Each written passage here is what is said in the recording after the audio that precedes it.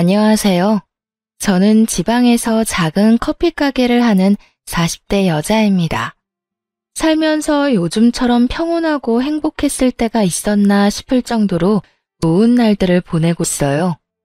불과 몇 년 전만 해도 제 인생 자체가 사랑과 전쟁 축소판이란 생각이 들 만큼 막장과 다름이 없었는데 모든 순간을 잘 넘기고 나니 이런 순간도 다 오더라고요. 여유가 생긴 요즘 전 다른 분들의 사연을 들으며 무료한 시간을 보내곤 하는데요. 이토록 애정하는 채널에 제 사연을 소개한다고 생각하니 떨려오네요. 그래도 최선을 다해 사연을 적어보내니 다들 잘 들어주셨으면 감사하겠습니다. 그러면 시작해볼게요. 남편과 저는 24살 결혼을 했어요. 네, 다들 예상하시다시피 혼전 임신이었습니다. 그 당시 군대를 갓 전역한 남편과 직장 생활을 막 시작한 저는 친구의 소개로 만나 연애를 시작하게 되었고 혈기왕성한 시기답게 예상치 못한 임신으로 서둘러 결혼까지 하게 되었습니다. 물론 사랑하기도 했었죠. 아무리 아기가 생겼다고 한들 사랑하지도 않는 남자랑 결혼할 수는 없는 노릇이니까요. 하지만 사랑보다는 임신이 이른 결혼에 더 큰 이유가 되었다는 사실을 부인하지 않아요. 뱃속에 생긴 생명을 지켜야 한다는 생각이 강했고 남편 역시 저와 생각이 같았던 터라 결혼을 약속하게 되었죠.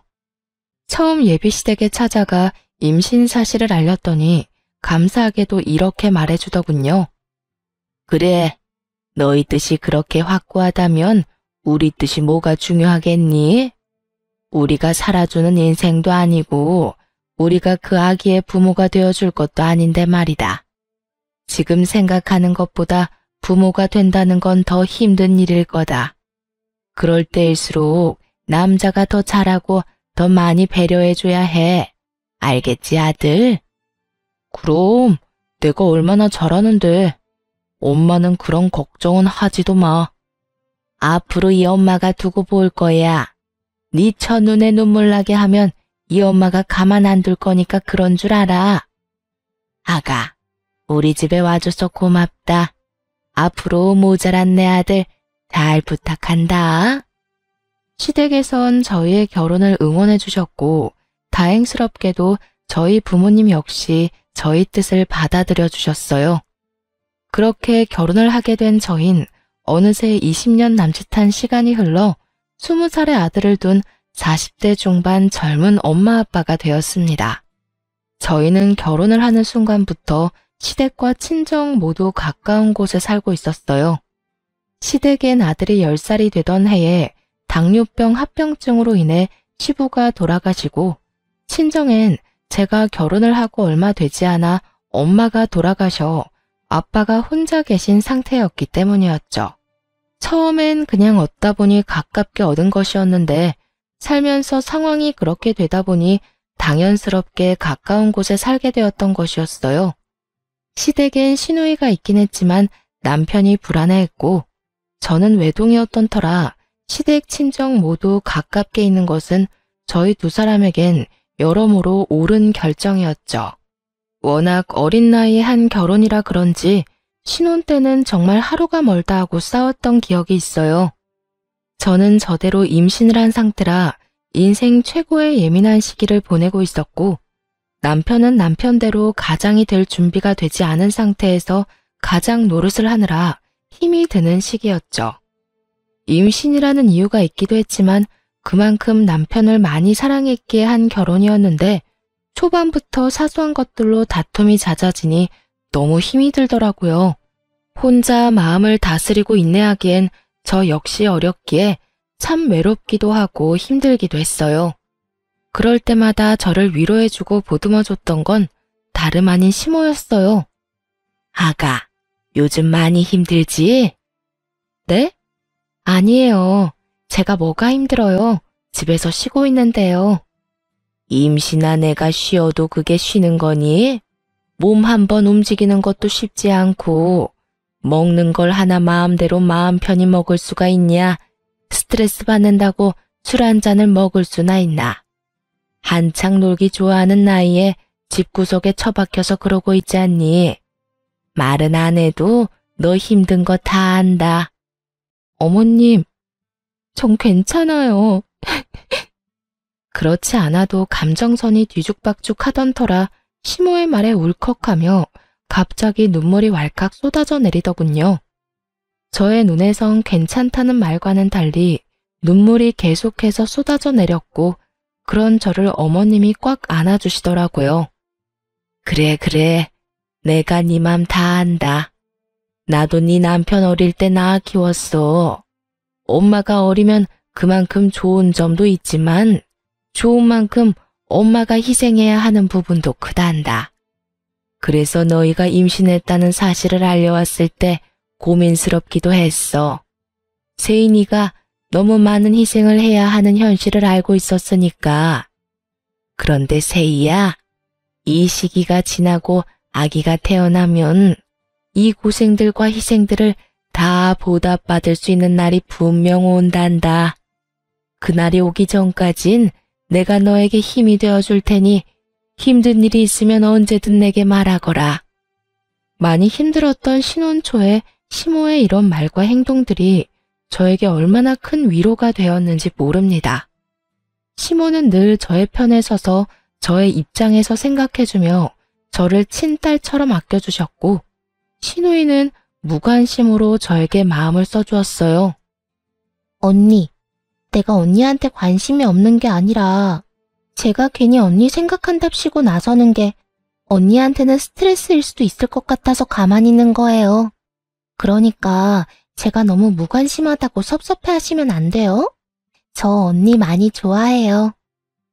혹여나 제가 오해할까봐 이런 말까지 자주 해주곤 했었죠. 이렇듯 생각지도 않은 새로운 가족이 생긴 대신 세상 누구보다 제 가까운 제 편이라고 생각했던 남편이 변하기 시작하더군요. 처음엔 준비되지 않은 가장 노릇을 한다고 아기를 출산하고 난 후엔 일하고 돌아와 피곤하다는 핑계로 저와 아들을 멀리하더라고요. 그때 처음 저희 부부에게 고비가 왔던 것 같아요. 저는 그때 그 핏덩이 아들을 데리고 이혼까지 해야 하나 진지하게 고민을 하기도 했으니까요. 이런 저의 마음을 어떻게 아셨는지 시모가 저희 부부를 부르더니 그 자리에서 아주 호되게 남편에게 잡아댔었죠. 이놈아, 너 돈 버는 게 유세야? 그까짓 돈 얼마나 번다고 그딴 되지도 않는 유세질에 뻑하면 짜증이나 내고. 내가 뭘, 나 유세 부린 적도 없고 집사람한테 짜증낸 적도 없어. 어디서 거짓말이야? 너 내 앞에서도 네 마누라 홀대하면서 짜증낸 적이 한두 번인 줄 알아? 혹시 너 그런 자각도 못하고 짜증냈던 거야? 아니, 그게 아니라. 엄마, 내 말 좀 들어봐. 듣긴 뭘 들어? 안 봐도 비디오지. 너 이러려고 세이 임신시키고 결혼한다고 난리 부렸던 거야? 그 꽃다운 나이에 너 하나 믿고 애엄마가 된 세이를 이딴 식으로 대하려고? 내가 널 이딴 식으로 키웠어? 어디 꼴 같지도 않게. 네가 뭔데 남의 집 귀한 딸을 무시하고 홀대하는 짓거리를 하는 거야? 너 그딴 식으로 굴 거면 당장 세희랑 이혼하고 우리 집에 발걸음도 하지 말거라. 나는 너 같은 자식 필요 없다. 세희 역시 너 같은 인간 쓰레기 남편은 없는 게 더 나을 거니 그딴 식으로 굴 거면 이혼해. 이혼이라는 말이 시모의 입에서 나올 것이라 전혀 상상하지도 못한 남편은 많이 당황한 듯 아무 말이나 하기 시작하더군요. 엄마, 아무리 그래도 이혼이라니. 우리 아들 아직 돌도 안 됐어. 내 아들 엄마 없는 애로 키우란 말이야. 그리고 나 세희 없으면 못 살아. 내가 세희 없이 어떻게 살아? 아들과 저를 앞세워 이혼만은 피해보고자 노력했지만 시모는 그런 남편을 보며 더욱 단호하게 나오더군요. 그런 녀석이 그딴 식으로 굴었어? 그리고 너 아주 큰 착각을 하는가 본데 내 손주를 왜 네가 키워? 당연히 세희가 키워야지. 네가 지금 아들을 키울 자격이 있다고 생각해? 엄마! 양심이 좀 있어라, 이 녀석아. 네가 네 아들 똥기저귀를 한번 갈아줘 봤어? 분유 한번 타줘 보기를 했어? 하물며 아들 한번 씻겨보기는 했어? 아무것도 안 하고 그저 눈으로 입으로 아들 타령만 한 녀석이 무슨 자격이 있다고 양육자 노릇을 하겠다는 거야? 엄마, 왜 이래 진짜? 여보, 가만히 있지 말고 엄마 좀 말려봐. 당신 나랑 이혼할 수 있어? 나 없이 살 수 있냐고. 갑작스런 상황 전개에 저 역시 황당해하고 있는데 그 찰나의 순간 시모가 저를 향해 재빠르게 윙크를 날리더군요. 그 순간 시모의 깊은 뜻이 이해가 되더라고요. 어머님, 이 사람도 많이 반성하고 있는 것 같은데 한 번만 용서해 주세요. 저 역시 이 사람이 밉지 않은 건 아니지만 아직 저 이 사람 사랑해요. 이 사람이 변하지 않는다면 어머님 말씀대로 이혼하는 게 맞겠지만 오늘 이 사람도 반성 많이 한 것 같고 이혼은 앞으로 이 사람 하는 거 보고 결정해도 늦지 않을 것 같아요. 그러니까 이혼 말씀은 거둬주세요, 어머님. 제가 이렇게 말하자 남편은 감격했다는 눈빛으로 제 손을 꽉 잡더군요. 그런 저희의 모습을 본 시모는 하는 수 없다는 투로 이렇게 말했어요. 세희 네 뜻이 그렇다면 어쩔 수 없지. 이 녀석아, 네 마누라한테 잘해. 나 같으면 당장 이혼했어. 너 같은 녀석 뭐가 좋다고 또 기회를 주라는 건지. 네 복 네가 차는 짓거리 하지 말고 있을 때 잘하란 말이야. 여보, 내가 미안해. 이런 상황이 되니까 내가 얼마나 잘못했었는지 알겠더라. 넌 정말 당신이 이혼하자고 하면 어떻게 해야 하나 무섭기까지 하더라니까. 내가 잘할 테니까 지켜봐줘. 정말이야. 남편은 시모의 계획대로 깊은 반성을 한 듯 했고 결혼하고 처음 맞이한 고비를 잘 넘길 수 있었습니다. 그 후 남편의 언행은 정말 거짓말처럼 변해가더군요. 우선 집으로 돌아오면 저에게 애정 표현을 아끼지 않았고 아들을 대하는 말투와 태도, 심지어 눈빛까지 다정하게 변하더라고요. 여보, 나 왔어. 오늘도 많이 힘들었지? 힘들기는 괜찮아. 당신은? 당신은 괜찮았어? 나야 당신에 비하면 누워서 떡 먹기지. 나는 말이라도 통하는 사람들하고 일하잖아. 당신은 하루 종일 말도 못하는 애랑 집에서 에휴, 많이 답답하지? 내가 얼른 씻고 와서 밥 차려줄게. 조금만 기다려. 으이구, 이미 다 차려놨으니까 얼른 씻고 오세요. 에이, 내가 차려준다고 기다리라니까. 내일은 아무것도 하지 말고 기다려. 이렇듯 남편은 전혀 다른 사람이 되었어요. 그런 남편을 보며 저 역시 노력을 했고 때론 아들 둘 키운다는 마음으로 작은 일에도 남편을 치켜 세워주며 두 남자를 잘 보살폈죠. 물론 그렇게 서로가 노력한다고 한들 하루아침에 부부싸움이 없어지진 않았지만 이혼을 논할 정도의 심각한 부부싸움은 한 적이 없었습니다. 그렇게 세월은 흘러 아들이 20살이 되어 대학을 보내고 이제야 한숨 돌리고 제 인생을 사나 싶었더니 갑작스럽게 시모가 뇌출혈로 쓰러지게 되었어요. 천만다행으로 목숨엔 지장이 없었지만 하반신 마비가 오고야 말았죠. 시모 혼자서는 도저히 생활이 불가능한 상태였고 하나 있던 시누이 역시 결혼을 하며 지방에서 생활하고 있던 터라 시모의 간병은 제가 맡아야만 하는 상황이었어요. 그런 상황이 불만이었냐고요?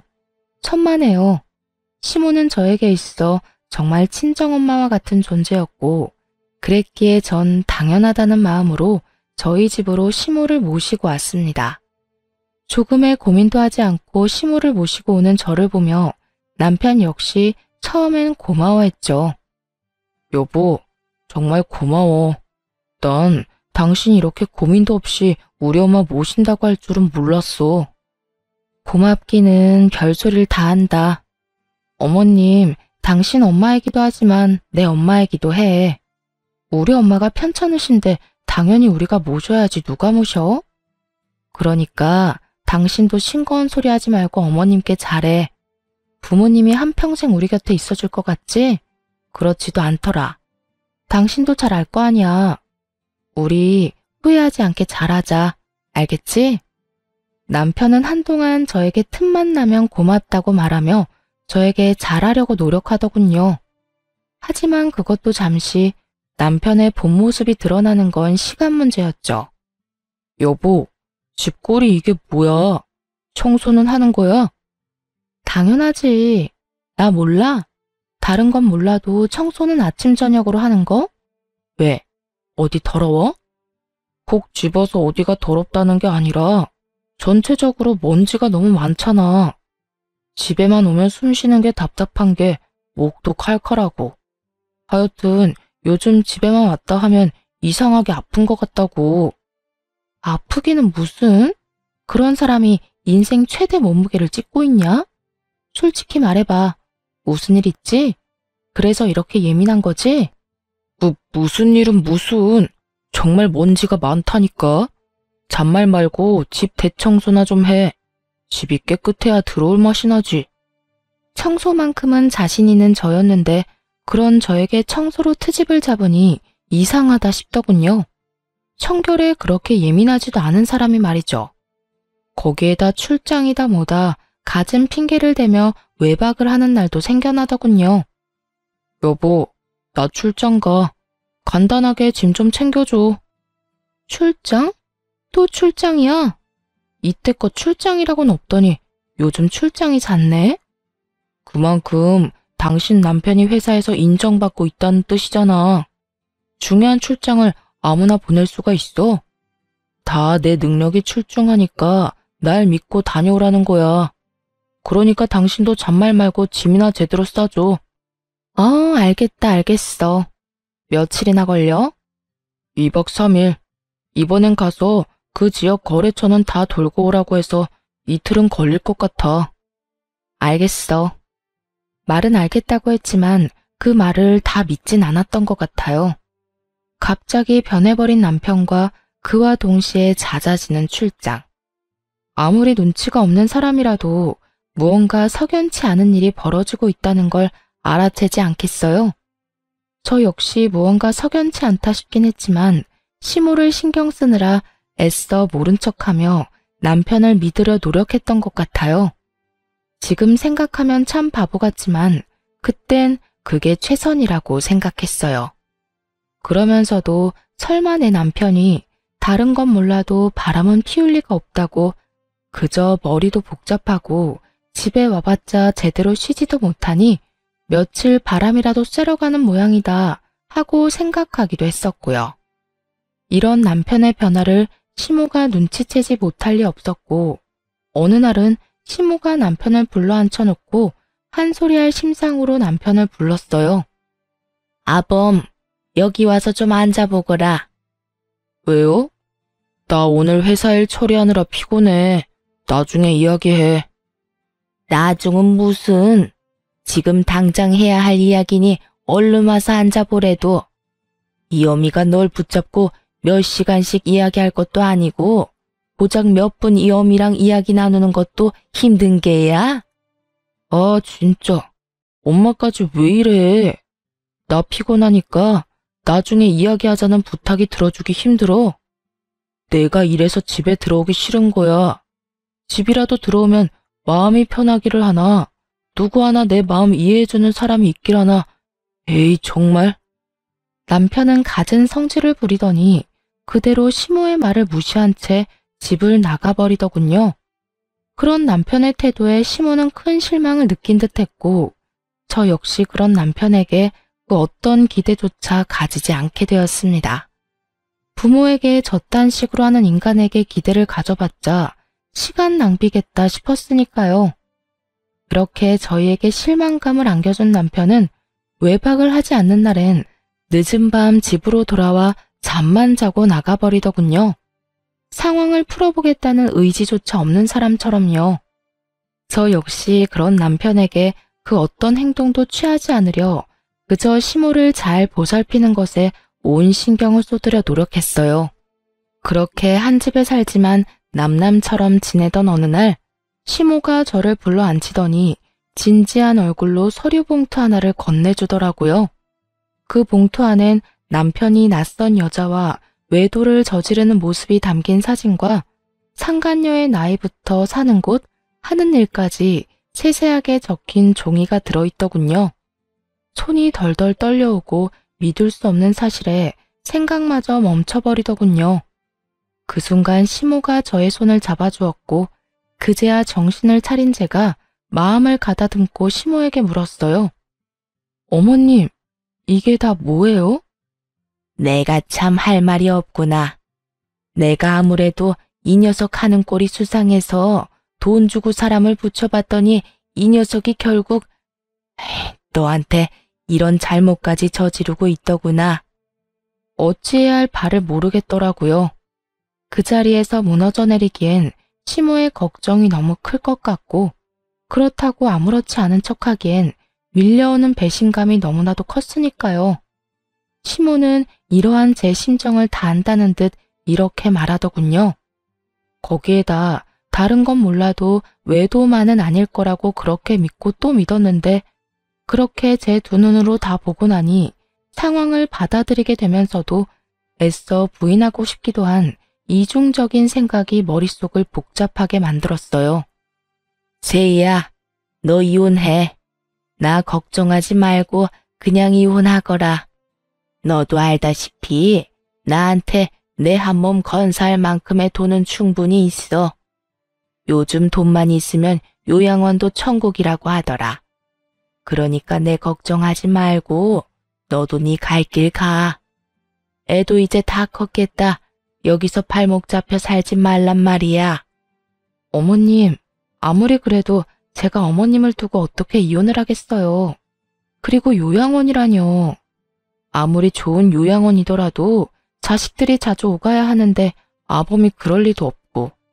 아무튼 안 돼요, 어머님. 아니다, 아니야. 말만이라도 고마우니 이혼하거라. 너 아직 40대 중반밖에 안 됐어. 넌 어떻게 생각할지 몰라도 아직 꽃다운 나이란 말이야. 얼마든지 새 출발할 수도 있고 아직 뭐든 시작할 수 있는 나이야. 그러니까 이혼하고 새 출발해. 평소 강직하던 시모는 이렇게 말하며 울고 있더라고요. 저에 대한 미안함과 아들에 대한 배신감이 뒤섞여 한참을 우시는데 저도 함께 울어버렸습니다.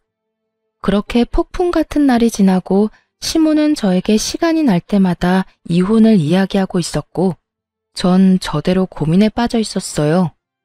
남편 놈만 생각하자면 당장이라도 그 머리털을 다 뽑아놓고 이혼을 해도 모자랄 지경이었지만 그렇게 이혼을 해버린다면 시모가 제 명에 살지 못할 것이 뻔했으니까요.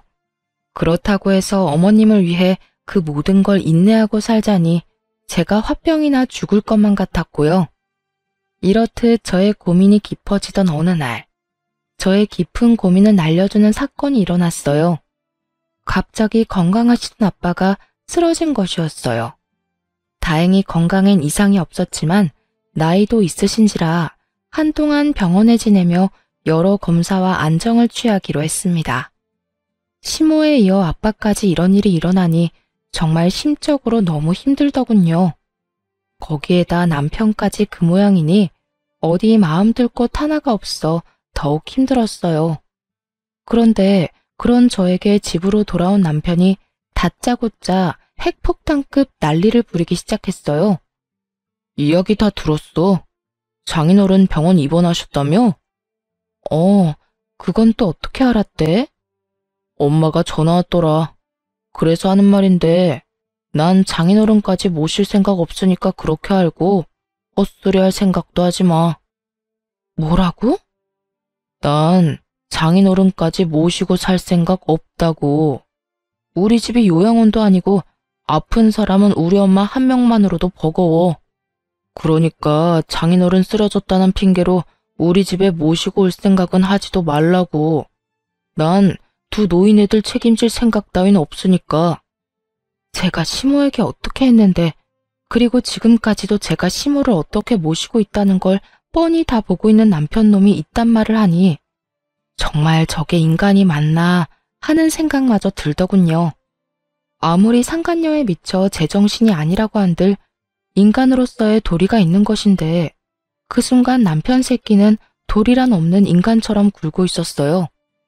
저희 아빠, 저도 생각 같아선 집에서 모시고 싶은 마음이 굴뚝이었습니다. 하지만 아시다시피 여자 힘으로 아무런 도움도 없이 혼자 아빠를 돌본다는 것이 거의 불가능에 가까운 일이란 걸 저는 누구보다 잘 알고 있었어요. 그랬기에 슬프고 죄송하지만 애초에 집에서 모시는 것이 아닌 필요할 시에 따라 병원 신세를 져야만 한다고 각오도 하고 있었고요. 그런데 남편놈이 그딴 소리를 하니 저 역시 참을 수가 없더군요. 책임?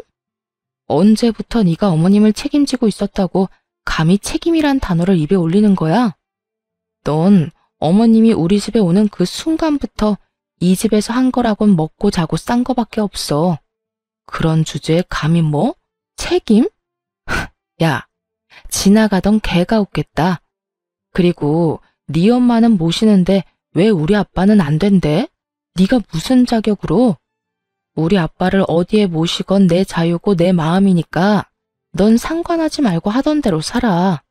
늘 그렇듯 집에 신경 끄고 살라고. 금방이라도 아빠를 모시고 살 것처럼 구는 저의 태도에 남편놈은 머리를 쓸어넘기며 저를 노려보더군요. 한참을 노려보고 서 있던 남편은 이내 저에게 이혼을 통보하기 시작했어요. 내가 말했지. 난 절대 장인어른까지 모실 생각 없다고. 당신이 정 장인어른까지 끼고 살고 싶으면 나랑 이혼하고 모셔. 이혼이라는 말이 혀끝에 달려있는 사람이 누군데 적반하장도 유분수지 잘도 이혼하자고 짓거리더군요. 지금 이혼이라고 했니? 그래, 나는 죽어도 장인어른까지 모시는 꼴은 못 보겠고 당신은 죽어도 장인어른을 모시고 싶은 거잖아. 그러니 어쩌겠어.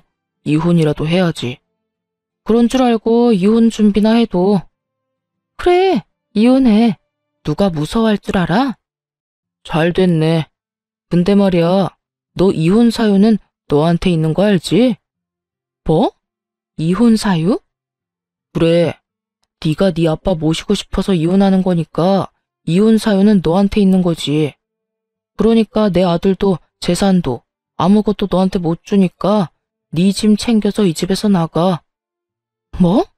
몸만 나가라고? 네가 인간이니? 그래도 내가 20년 동안 너한테 한 게 있는데 어떻게 나한테 이딴 식으로 할 수가 있어? 20년 동안 살았으니까 위자료 청구는 안 하고 몸만 내보내주는 거야. 네가 나한테 따지고 들 게 아니라 오히려 고마워해야 하는 거라고. 아, 우리 아들 얼굴은 가끔 보게 해줄게. 그건 걱정하지 마. 이 와중에 저에게 위자료 한 푼도 아까웠는지 유책 배우자를 저로 몰고 가기 시작하더군요. 어찌나 뻔뻔한지 그 뻔뻔한 면상을 확 걷어차주고 싶은 심정이었어요. 거기에다 외도까지 저지르고 있는 주제에 감히 아들까지 입에 올리다니 저의 전투 의지가 활활 불타오르는 것이 다 느껴지더군요. 아, 그래. 이런 말이 있지. 길고 짧은 건 대봐야 한다고. 두고 보자. 재산은 누구한테 더 많이 주어질지, 우리 아들은 누가 데리고 가게 될지, 거기에다 위자료는 누가 누구한테 주게 될지 말이야. 뭘 상상하든 그 이상을 겪게 될 테니까.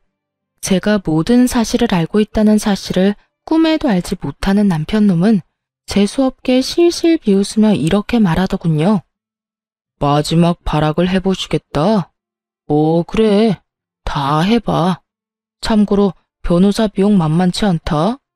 괜한 오기로 아까운 돈 쓰지 말라고 미리 이야기해주는 거니까 새겨들으라고.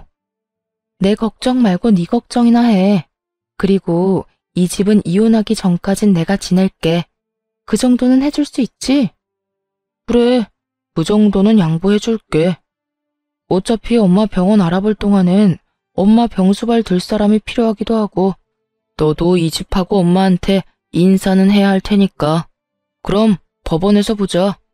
남편은 의기양양한 태도로 집을 나갔고 도끼를 가득 품은 채 이혼을 준비하게 되었습니다. 우선 전 남편에게 위자료 청구를 함과 동시에 상간녀 소송까지 걸어버렸고 모든 사실을 한 남편에게서 전화가 왔더라고요. 너 미쳤어? 조용히 이혼하자고 했더니 위자료 청구에 상간녀 소송까지 걸어? 네가 감히 누구한테 상간녀 소송을 걸어? 미안함이라곤 전혀 느껴지지 않는 남편의 말을 들으며 아들의 아빠고 나발이고 철저하게 완벽한 복수를 해줘야겠다는 생각만 들더군요. 그런 생각이 들자 남편에게 참 고맙더라고요. 사실 아이의 아빠기도 하고 그간 살았던 세월이 있어서 그런지 이렇게까지 해서 나에게 남는 게 뭘까 하는 생각도 들곤 했었거든요. 그런데 이렇게까지 인간 쓰레기적인 면모를 아낌없이 보여줘 제 마음을 가볍게 해주었으니까요. 감이라니. 이럴 땐 감이가 아니라 당연하다고 하는 거야. 남편이 웬 젊은 여자랑 바람 피우고 있는데 당연하게 상간녀 소송 정도는 걸어줘야 하지 않겠어? 네가 이런다고 달라지는 게 뭔데? 뭐, 그까지 돈? 그것 때문이야? 고작 돈 때문에? 고작 돈 때문이겠니? 내가 그렇게 돈에 미친 여자는 아니란 걸 잘 알잖아. 내가 상간녀 소송까지 하는 이유는 당연히 해야 하는 일이기야 하는 거야. 인생은 너랑 그딴 년 때문에 막장이 되어버렸는데 그녀는 행복하게 하하호호 웃으며 사는 꼴을 그냥 보고 있을 수만은 없잖아. 너도 그년도 적어도 인간이면 소송하는 중에 최소한 내가 저지른 불륜이 법에 위반되는 나쁜 일이구나 하는 정도의 생각은 하겠지. 그러니까 부디 아무 의미 없는 소송이 아니길 바란다. 알겠냐? 제가 이런 말까지 했는데도 불구하고 남편과 상간녀는 전혀 반성 따위는 모르는 사람처럼 굴더군요. 소송을 하는 내내 제가 보란 듯이 남편은 상간녀를 옆에 끼고 다니며 조롱했고 상간녀 역시 저를 무시하는 말들을 서슴없이 하며 남편의 품에 안기는 행동을 하기도 했으니까요. 꼴이 그게 뭐야? 하긴 두 노인네 뒷바라지하느라 정작 본인 챙길 시간은 없나 봐.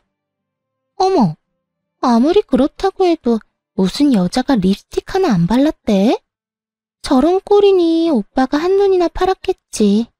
오빠, 걱정 마. 난 오빠랑 결혼해도 절대 망가지지 않을 거니까. 늘 이 모습 그대로 오빠 곁에 있을 거야. 꼴값도 참 여러 가지로 한다 싶었어요. 그런 두 사람의 모습을 보는데 화가 나기는커녕 약조차 오르지 않더군요. 그저 이런 생각만 가득했어요. 그래, 많이 웃어도, 웃을 수 있을 때 많이 웃어도 언제까지 웃을지 모르겠지만 말이야. 오빠, 저 여자 뭐래? 자기가 뭔데 웃으라 말아야. 혹시 이혼한다는 충격이 너무 커서 미쳐버린 거 아니야? 그런가?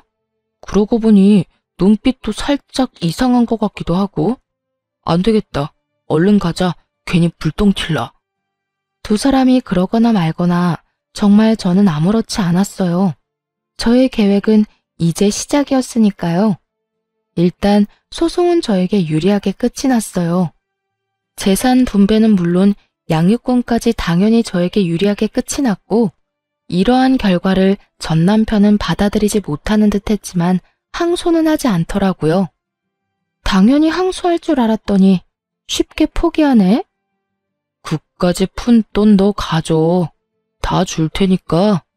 난 어차피 엄마 죽으면 받을 재산 많으니까 그까지 돈 없어도 되지만 돈 아니잖아. 너도 알지? 우리 엄마 깔고 앉은 돈 많은 거. 말이야 바른 말이라고.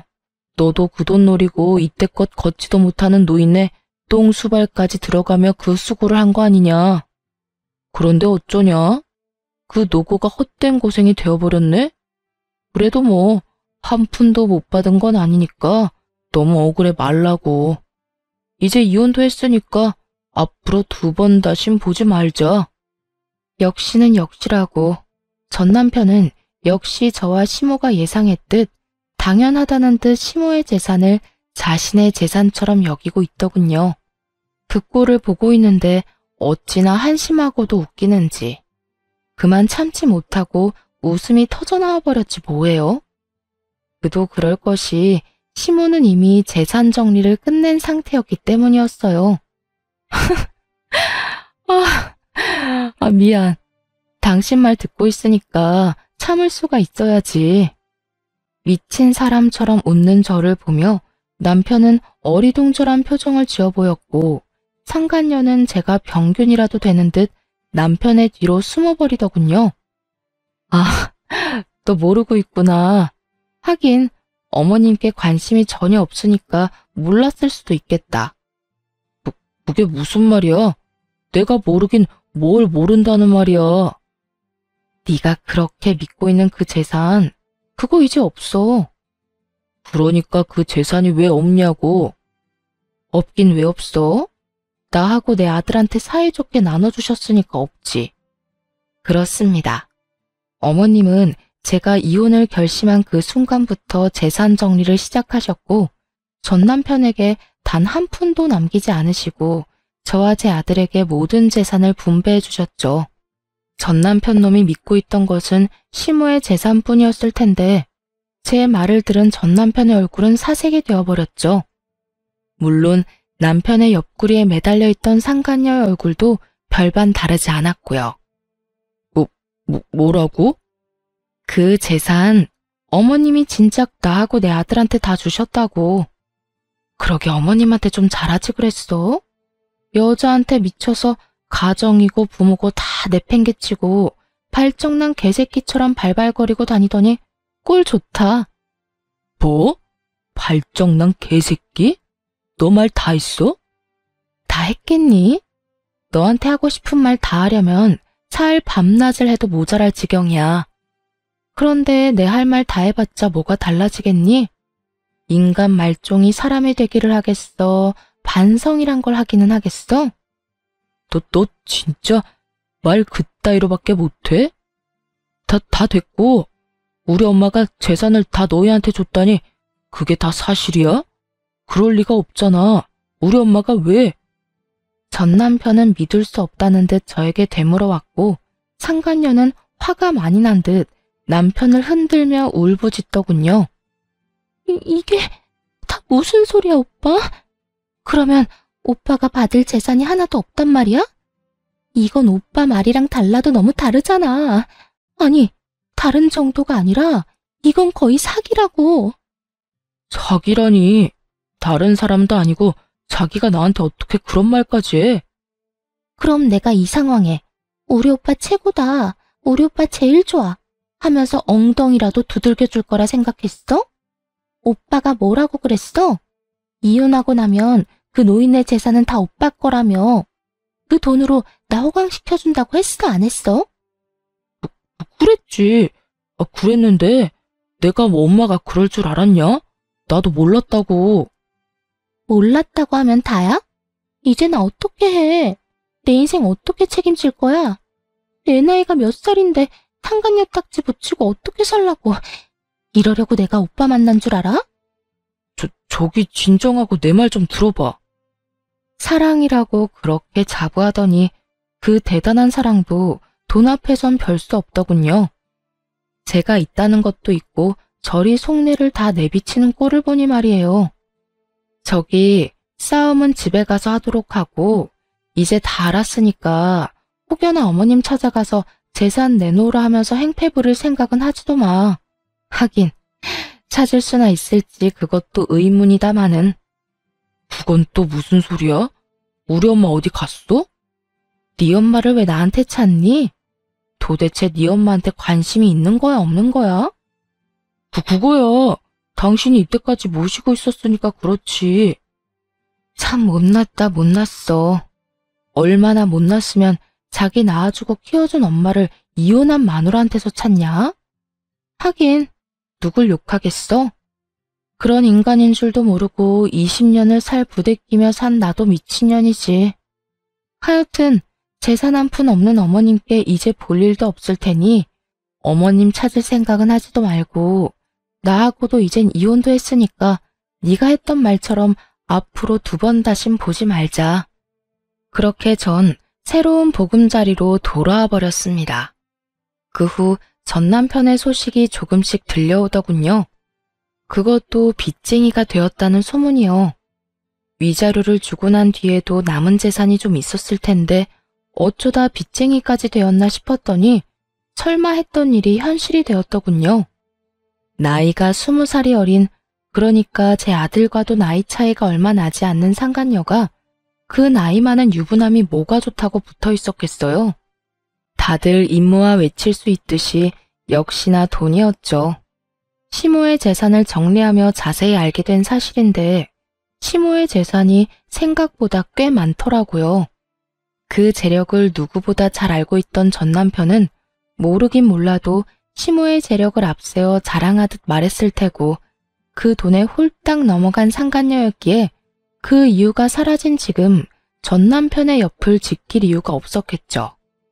그런 상간녀는 전 남편의 남은 재산만 아니라 전 남편의 명의로 대출까지 받을 대로 받게 해 제대로 한탕 해먹고 도망갔다는 이야기를 들을 수 있었죠. 어디 양심도 없이 아들의 여자친구라 해도 믿을 수 있는 새파랗게 어린 여자와 감히 로맨스를 꿈꾸더니 꼴 좋다 했어요. 통쾌한 소식을 듣고 난 후 얼마 지나지 않아 전 남편에게 전화가 왔더라고요. 여보, 잘 지냈어? 이제 와서 내 안부가 궁금한 거야? 소문 들어보니 당신이 남 안부나 궁금할 처지가 아니던데. 이럴 시간에 네 노후나 걱정해. 다 들었구나. 그래, 나 그 빌어먹을 년이 돈 가지고 도망가는 바람에 꼴이 우습게 됐어. 그래서 요즘 힘들기도 하고. 그래서 그런지 요즘 따라 우리 아들이 너무 보고 싶더라고.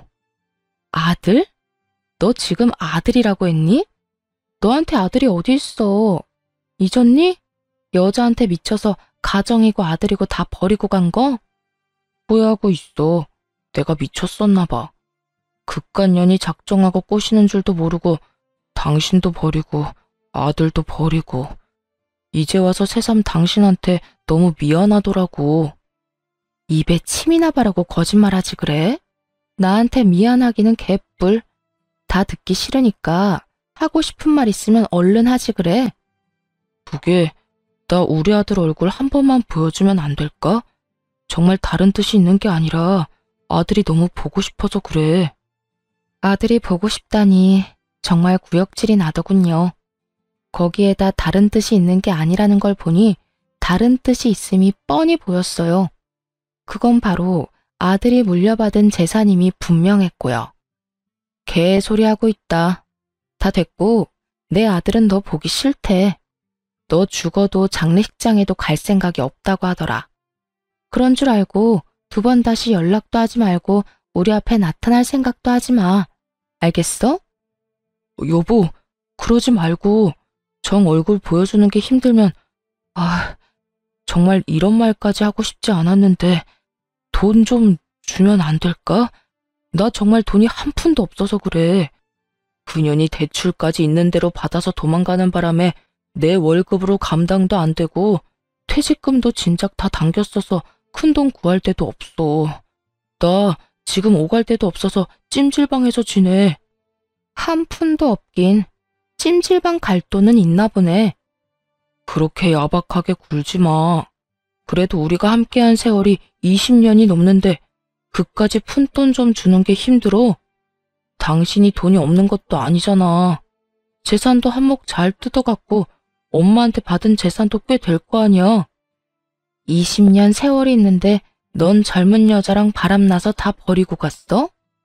자기가 버릴 땐 언제고 이제 와서 20년? 대가 진짜 기가 막힌다. 어쨌든 돈이 차고 넘쳐서 뗄감으로 쓰는 한이 있어도 너 줄 돈은 없으니까 전화 끊어. 그렇게 저는 전화를 끊어버렸고 그 후론 연락이 닿는 일은 없었어요. 저뿐 아니라 아들까지 번호를 바꿔버린 것은 물론이고 집도 다른 지역으로 이사를 해버렸거든요. 그 후론 전 잘 지내고 있습니다. 물론 시모도 함께요. 이혼하고 난 후 시모는 저를 밀어내기 바쁘셨어요. 난 됐으니까 니들끼리 잘 살거라. 너희한테 내 재산 다 준 것도 아니고 나 죽을 때까지 쓸 만큼은 남겨놨어. 이 돈으로 요양원에 들어가든 실버타운을 들어가든 하면 되니 나는 신경 쓸 필요 없어. 어머님, 말이 되는 소리를 하세요. 제가 어머님 두고 어딜 가든 잘 살 거라 생각하세요? 어머님 손주는 또 어떻고요? 어머님 모시고 안 가면 자기도 안 간다고 난리도 그런 난리가 또 없다고요. 그러니까 그만 고집 부리고 따라 나서요. 얘가 왜 이렇게 사람을 못 살게 굴어? 나는 가기 싫다니까. 정말이야. 너한테 짐이 되기 싫어서 그러는 게 아니라 내가 정말 너랑 살기가 싫어서 그래. 그런 식으로 말씀하시면 알겠습니다. 사시는 동안 평안하세요. 하고 제가 순순히 돌아설 줄 아셨어요? 어머님, 제 고집 아시죠? 어머님이 좋든 싫든 앞으로 저랑 사셔야 하니까 그런 줄 아세요. 적어도 어머님이 주신 재산 다 쓸 때까진 제 옆에 사셔야 하니까 그런 줄 아시고요. 아니, 그래도 얘가 너 나까지 끼고 살면 새 출발 절대 못해. 너 아직 나이도 40대밖에 안 됐고 아들도 다 키웠겠다. 새 출발해야지. 좋은 사람 안 만날 거야? 이대로 혼자 늙어 죽을 거냐고. 새 출발하는데 꼭 남자가 있어야 해요? 꼭 결혼해야 하냐고요. 저는요, 어머님, 이제 남자라면 아주 지긋지긋해요. 이제 겨우 아들 다 키워놓고 즐기면서 살 날만 남았는데 또 새로운 남자랑 살면서 그 뒷바라지를 또 하라니. 절대 싫습니다. 그러니까 어머님이 저 책임지고 같이 살아주세요. 그날 시모께서 참 많이 울더군요. 저 역시 그런 시모를 안고 많이 울었고요. 결국 시모는 못 이기시는 척 저를 따라 나서 주었고 지금은 저와 함께 행복하게 살고 계십니다. 물론 저희 아빠도 함께요. 아빠는 다행스럽게 건강을 회복하셨고 시모는 여전히 거동은 불편하시지만 양호한 상태로 잘 지내고 있어요. 이사한 집이 아주 넓은 주택이라 사돈지간끼리 모여 사는데 큰 불편함 없이 잘 지내고 있어요. 아들은 어느새 군대를 전역하고 곧 첫 출근을 앞두고 있네요. 언제 이렇게나 컸는지 참 뿌듯하면서도 아쉬운 마음도 들더군요. 언제까지나 품 안의 자식일 줄 알았는데 어느새 품에서 나가 혼자 살아갈 준비를 하는 아들의 모습을 보니까요. 그런 저의 마음을 알아챘는지 어느 날은 아들이 이런 말을 하더군요. 엄마, 이때까지 나 키워주느라 고생 많았어요. 앞으로는 내가 엄마랑 할머니, 할아버지까지 잘 챙기고 효도할게요. 그러니까 엄마는 이제 엄마가 하고 싶은 거 하면서 여유롭게 행복하게 살아요. 아들, 이미 엄마는 하고 싶은 거 다 하면서 살고 있어. 그러니까 엄마 걱정, 집안 걱정하지 말고 너 하고 싶은 거 망설이지 말고 다 하면서 살아. 나도 그래요.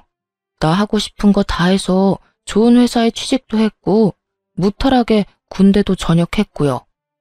다 엄마가 나 잘 키워줘서 이렇게 잘 클 수 있었지 뭐. 하여튼 혹시나 엄마가 힘들면 나한테 기대줬으면 좋겠어요. 이젠 나도 컸으니까 나한테 의지도 하고 고민도 털어놓으면서 그렇게 살아갔으면 좋겠어요. 그래, 고맙다. 우리 아들이 최고네. 그런 당연한 소리를. 하여튼 사랑해요, 엄마.